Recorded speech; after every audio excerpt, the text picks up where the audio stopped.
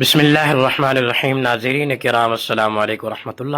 امید ہے آپ سب خیر و عافیت سے ہوں گے۔ کل سے انشاءاللہ تعالی آخری عشرہ شروع ہو رہا ہے، اور آخری عشرے کی 3 چیزیں بڑی اہم ہیں۔ نمبر 1 آخری عشرے کا اعتکاف، نمبر 2 لیلۃ القدر اس آخری عشرے میں ہے، نمبر 3 نزول قرآن بھی اس آخری عشرے میں ہوا۔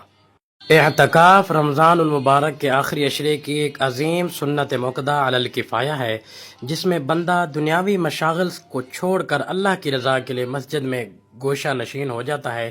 اس کی بڑی فضیلت یہ ہے کہ اعتکاف کرنے والا گناہوں سے بچ جاتا ہے، اور ہر لمحہ اس کا نیکی اور ثواب میں ملتا ہے۔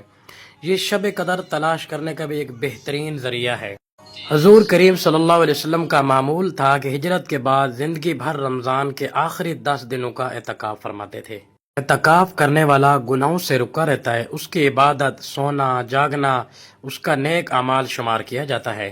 یہ وہ مبارک ایام ہیں جن میں اللہ سے تعلق مضبوط کر لیتا ہے، دعا کی قبولیت کا خاص مواقع ملتے ہیں۔